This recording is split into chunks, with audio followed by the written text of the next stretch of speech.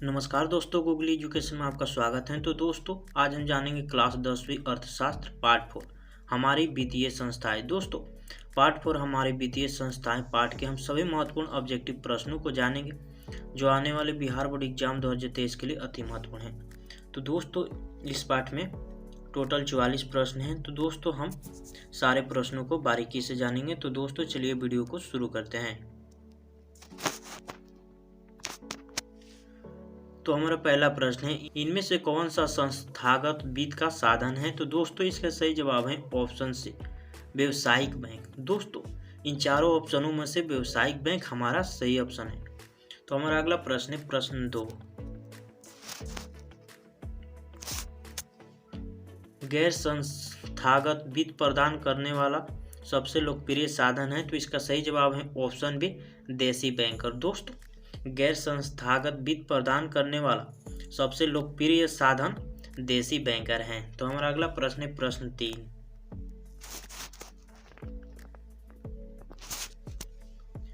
भारत में वित्तीय संस्थाओं के मुख्य रूप होते हैं।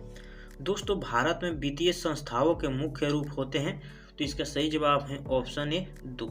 दोस्तों, भारत में वित्तीय संस्थाएं का मुख्य रूप 2 हैं। तो हमारा अगला प्रश्न है प्रश्न 4, वित्तीय संस्थाओं के प्रकार हैं। दोस्तों, वित्तीय संस्थाओं के प्रकार कितने होते हैं? तो इसका सही जवाब है ऑप्शन डी, 2। तो हमारा अगला प्रश्न है प्रश्न 5, निम्न में से कौन संस्थागत वित्तीय संस्थाओं के उदाहरण हैं? तो दोस्तों, संस्थागत वित्तीय संस्थाओं का उदाहरण है। तो इसका सही जवाब है ऑप्शन डी, क्षेत्रीय ग्रामीण बैंक या व्यवसायिक बैंक। तो हमारा अगला प्रश्न है प्रश्न 6, वित्तीय संस्थाओं में किन संस्थाओं को सम्मिलित किया जाता है? तो इसका सही जवाब है ऑप्शन डी, इनमें से सभी।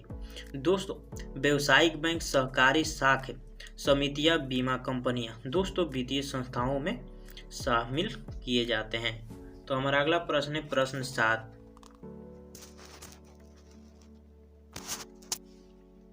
गैर संस्थागत वित्त प्रदान करने वाला सबसे लोकप्रिय साधन है। तो इसका सही जवाब है ऑप्शन बी, महाजन। दोस्तों, गैर संस्थागत वित्त प्रदान करने वाला सबसे लोकप्रिय साधन महाजन है। तो दोस्तों, इस क्वेश्चन को आप हाईलाइट कर ले क्योंकि आपके बहुत एग्जाम के लिए बहुत इम्पोर्टेंट है। तो हमारा अगला प्रश्न है प्रश्न 8,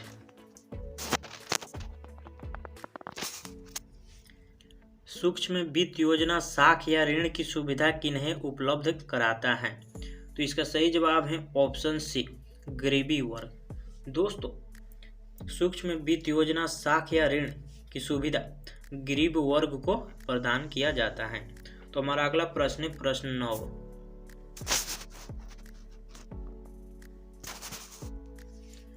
बिहार में संस्थागत वित्तीय संस्थाएं कितने प्रकार के हैं? दोस्तों, बिहार में संस्थागत वित्तीय संस्थाएं कितने प्रकार के हैं? तो इसका सही जवाब है ऑप्शन डी, 4 प्रकार के। दोस्तों, बिहार में संस्थागत वित्तीय संस्थाएं 4 प्रकार के हैं। तो हमारा अगला प्रश्न है प्रश्न 10,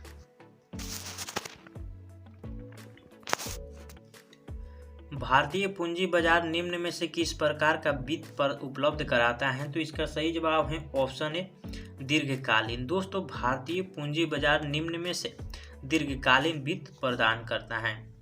तो हमारा अगला प्रश्न है प्रश्न 11,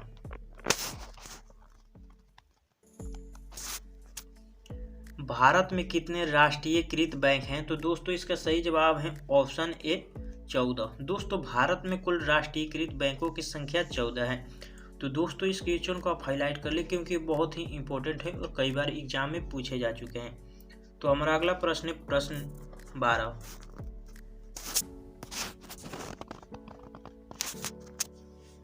सहकारी बैंक किसे ऋण प्रदान करता है? दोस्तों, सहकारी बैंक किसे ऋण प्रदान करता है? तो इसका सही जवाब है ऑप्शन डी, इनमें से किसी को नहीं। तो हमारा अगला प्रश्न है प्रश्न 13,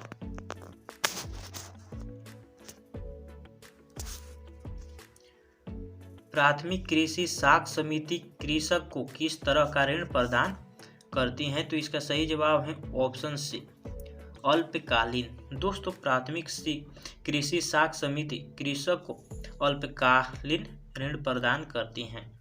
तो हमारा अगला प्रश्न है प्रश्न 14।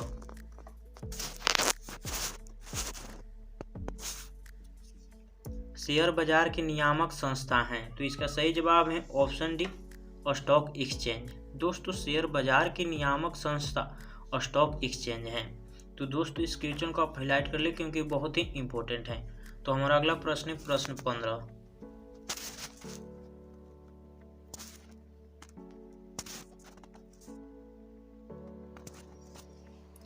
ग्रामीण बैंक की स्थापना किस वर्ष की गई?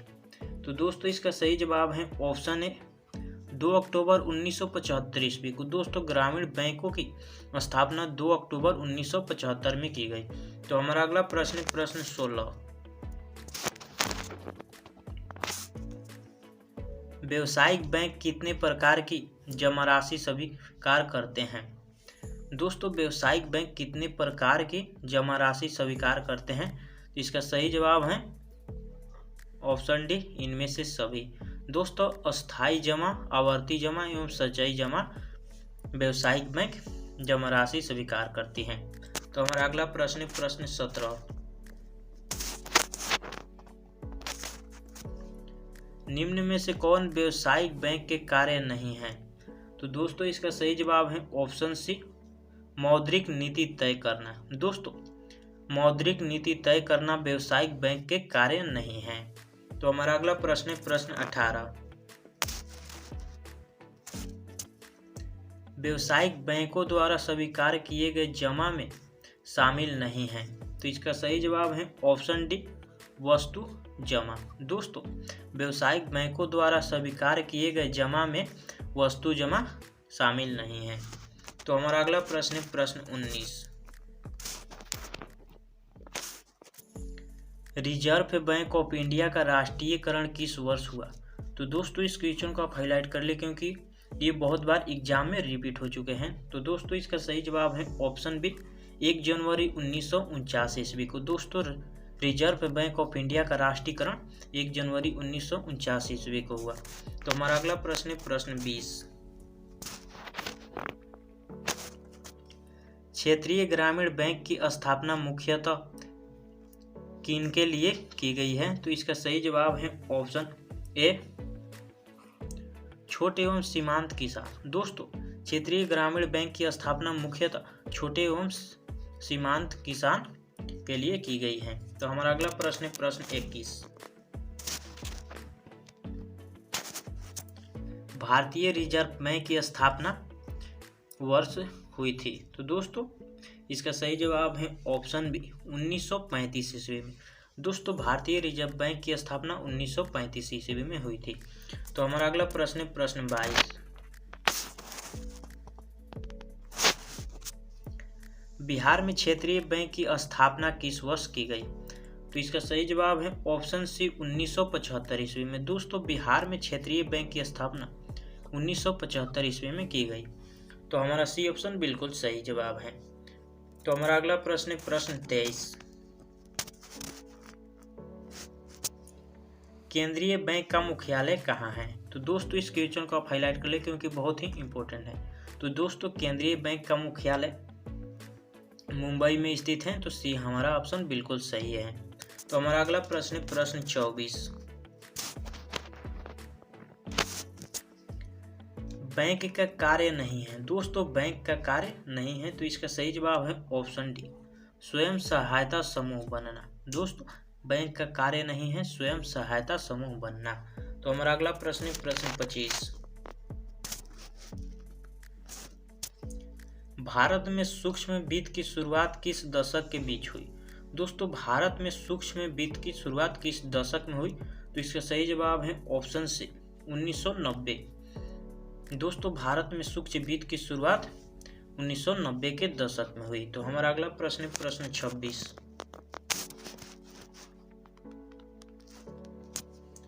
कृषि एवं ग्रामीण साख की पूर्ति के लिए किस संस्था को स्थापना की गई? दोस्तों कृषि एवं ग्रामीण साख की पूर्ति के लिए किस संस्था की स्थापना की गई? तो इसका सही जवाब है ऑप्शन डी नाबार्ड। दोस्तों नाबार्ड नामक संस्था की शुरुआत की गई कृषि एवं ग्रामीण साख की पूर्ति के लिए। तो हमारा अगला प्रश्न है प्रश्न 27। सहकारिता के विकास पर किस पंचवर्षीय योजना में बल दिया गया? तो दोस्तों इसका सही जवाब है ऑप्शन ए प्रथम। दोस्तों सहकारिता के विकास पर प्रथम पंचवर्षीय योजना में बल दिया गया। तो हमारा अगला प्रश्न है प्रश्न 28।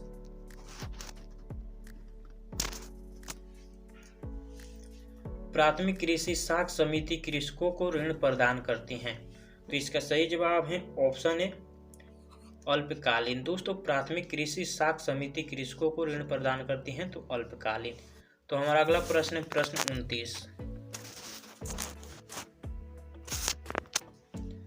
इनमें कौन एशिया का सबसे पुराना शेयर बाजार है? तो दोस्तों इसका सही जवाब है ऑप्शन ए मुंबई। दोस्तों मुंबई एशिया का सबसे पुराना शेयर बाजार है। तो दोस्तों इस क्वेश्चन को आप हाईलाइट कर ले क्योंकि बहुत ही इंपॉर्टेंट है। तो हमारा अगला प्रश्न है प्रश्न 30। देश में अभी कार्यरत क्षेत्रीय ग्रामीण बैंकों की संख्या है। तो दोस्तों देश भर में कार्यरत क्षेत्रीय ग्रामीण बैंकों की संख्या टोटल 196 है। तो डी ऑप्शन हमारा बिल्कुल सही है। तो हमारा अगला प्रश्न है प्रश्न 31। नाबार्ड की स्थापना कब हुई थी? दोस्तों इस क्वेश्चन को आप हाईलाइट कर ले क्योंकि ये बहुत ही इंपॉर्टेंट है और आपके एग्जाम में बहुत ही बार रिपीट हो चुका है। तो दोस्तों इसका सही जवाब है ऑप्शन बी 1982 ईस्वी। दोस्तों नाबार्ड की स्थापना 1982 ईस्वी में हुई थी। तो हमारा अगला प्रश्न है प्रश्न 32।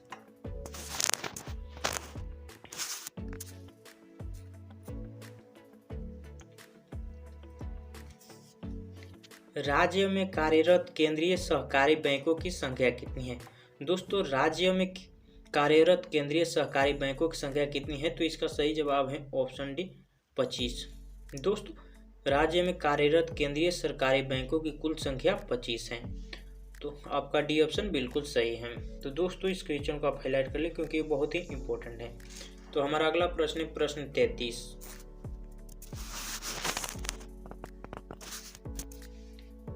बैंक लिंकेज कार्यक्रम की शुरुआत किस वर्ष की गई? दोस्तों बैंक लिंकेज कार्यक्रम की शुरुआत किस वर्ष की गई? तो इसका सही जवाब है ऑप्शन बी 1992 ईस्वी में। दोस्तों बैंक लिंकेज कार्यक्रम की शुरुआत 1992 ईस्वी में की गई। तो हमारा अगला प्रश्न है प्रश्न 34।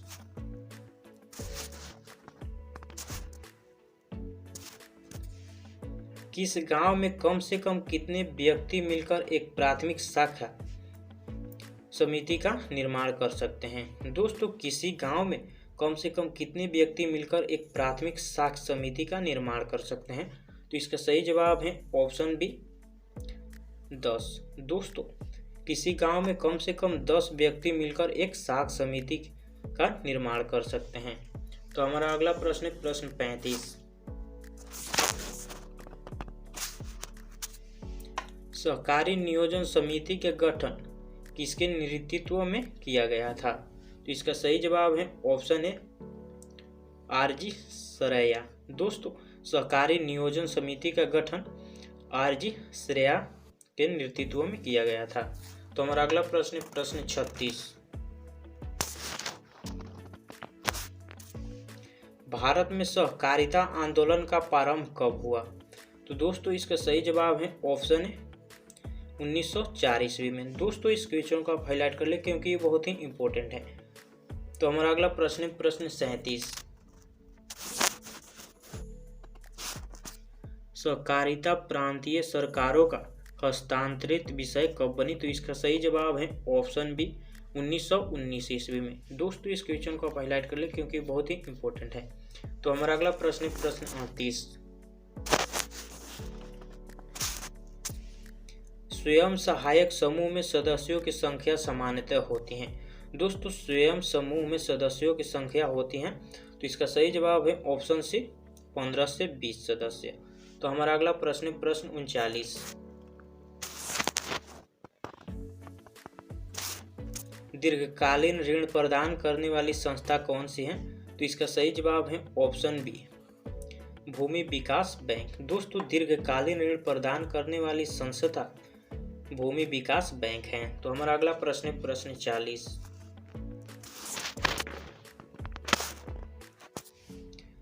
ओवरड्राफ्ट किस खाता पर दिया जाता है? दोस्तों इस क्वेश्चन को आप हाईलाइट कर ले क्योंकि बहुत ही इंपॉर्टेंट है।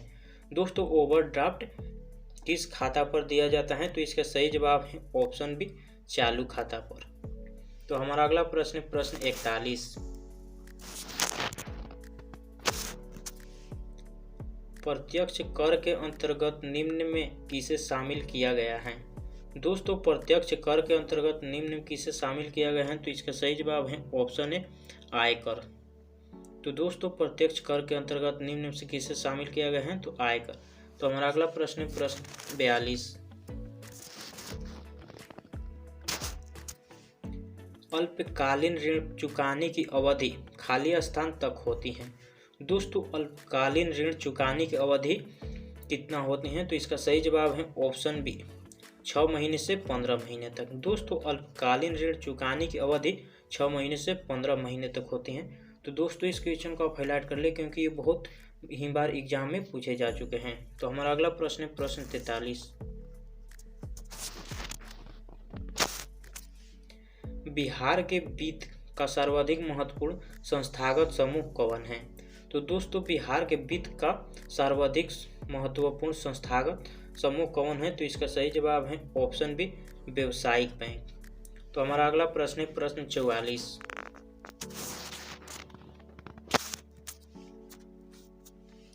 भारत की वित्तीय राजधानी किस शहर को कहा जाता है? तो दोस्तों इसका सही जवाब है ऑप्शन बी, मुंबई को। दोस्तों भारत की वित्तीय राजधानी मुंबई शहर को कहा जाता है। तो दोस्तों इस क्वेश्चन को आप हाईलाइट कर ले क्योंकि बहुत ही इंपॉर्टेंट है। तो दोस्तों ये वीडियो आपको अच्छी लगी तो वीडियो को लाइक एवं चैनल को सब्सक्राइब कर बेल आइकन को प्रेस कर दें, जिससे आने वाली इसी तरह की वीडियो की नोटिफिकेशन को पाने के लिए। तो दोस्तों मिलते हैं इसी तरह की एक और नई वीडियो में।